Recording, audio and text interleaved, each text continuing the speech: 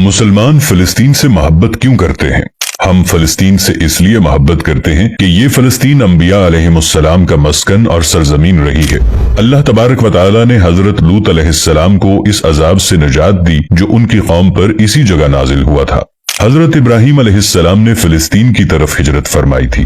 حضرت داؤد علیہ السلام نے اسی سرزمین پر سکونت رکھی اور یہیں پر ایک محراب بھی تعمیر فرمایا تھا۔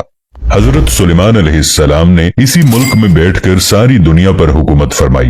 چیونٹیوں کا وہ مشہور قصہ جو قرآن پاک کی سورۃ النمل میں درج ہے، جس میں ایک چیونٹی نے اپنی باقی ساتھیوں سے کہا تھا کہ اے چیونٹیوں اپنے بلوں میں گھس جاؤ، مبادا کہ حضرت سلیمان علیہ السلام کے گھوڑے تمہیں کچل نہ ڈالیں۔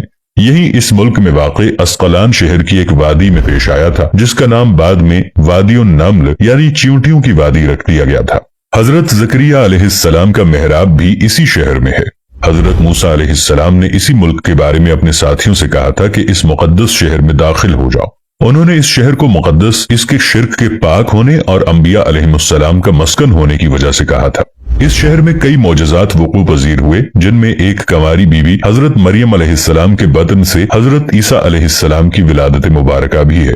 حضرت عیسیٰ علیہ السلام کو جب ان کے قوم نے قتل کرنا چاہا تو اللہ تبارک و تعالی نے انہیں اسی سرزمین سے آسمان پر اٹھا لیا تھا۔ قیامت کی علامت میں سے ایک حضرت عیسیٰ علیہ السلام کا زمین پر واپس تشریف لانا اسی شہر کے مقام سفید مینار کے پاس ہوگا۔ اسی شہر کے ہی مقام باب لد پر حضرت عیسیٰ علیہ السلام مسیح دجال کو قتل کریں گے۔ فلسطین ہی ارض محشر ہے۔ اسی شہر سے ہی یاجوج ماجوج کا زمین میں قتال اور فساد کا کام شروع ہوگا۔ اسی شہر میں وقوع پذیر ہونے والے قصوں میں سے ایک قصہ طالوت اور جالوت کا بھی ہے۔ فلسطین کو نماز کی فرضیت کے بعد مسلمانوں کا قبلہ اول ہونے کا اعزاز بھی حاصل ہے۔ ہجرت کے بعد حضرت جبرائیل علیہ السلام دوران نماز ہی حکم ربی سے آقا علیہ السلام کو مسجد اقصی سے بیت اللہ یعنی مکہ مکرمہ کی طرف رخ کرا گئے تھے، اور جس مسجد میں یہ واقعہ پیش آیا وہ مسجد آج بھی مسجد قبلتین کہلاتی ہے۔ حضور اکرم صلی اللہ علیہ وآلہ وسلم معراج کی رات آسمان پر لے جانے سے پہلے مکہ مکرمہ سے یہاں بیت المقدس یعنی فلسطین لائے گئے۔ سرکار دو عالم صلی اللہ علیہ وآلہ وسلم کی اقتداء میں انبیاء علیہم السلام نے یہاں نماز ادا فرمائی۔ اس طرح فلسطین ایک بار پھر سارے انبیاء کا مسکن بن گیا۔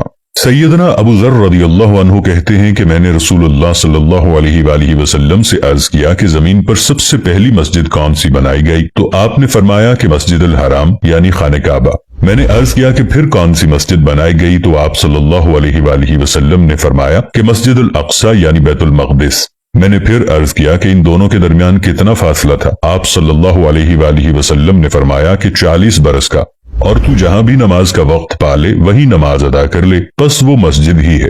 نبی اکرم صلی اللہ علیہ وآلہ وسلم کے وصال کے بعد حضرت ابو بکر رضی اللہ عنہ کو ارتداد کے فتنے اور دیگر کئی مشکلات کا سامنا رہا۔ ان کے لیے عسکری اور افرادی قوت کی اشد ضرورت کے باوجود ارض شام یعنی فلسطین کی طرف آپ صلی اللہ علیہ وآلہ وسلم کا تیار کردہ لشکر بھیجنا بھی ایک ناقابل فراموش حقیقت ہے۔ جبکہ اسلام کے سنہری دور فاروقی میں دنیا بھر کی فتوحات کو چھوڑ کر محض فلسطین کی فتح کے لیے خود سیدنا عمر رضی اللہ عنہ کا چل کر جانا اور وہاں جا کر نماز ادا کرنا اس شہر کی عظمت کو اجاگر کرتا ہے۔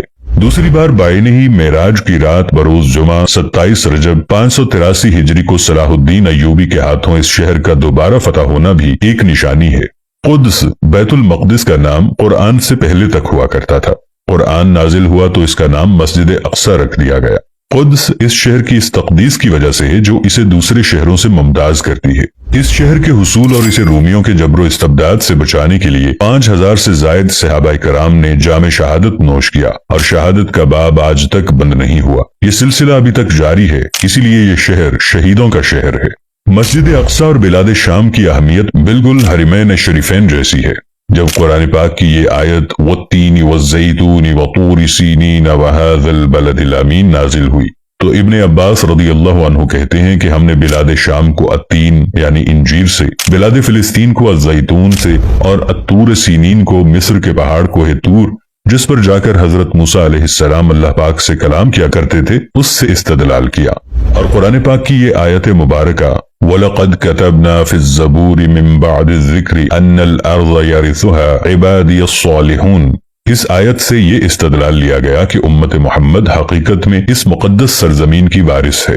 جبکہ فلسطین کی عظمت کا اندازہ اس بات سے بھی لگایا جا سکتا ہے، یہاں پر پڑھی جانے والی ہر نماز کا اجر 500 گنا بڑھا کر دیا جاتا ہے۔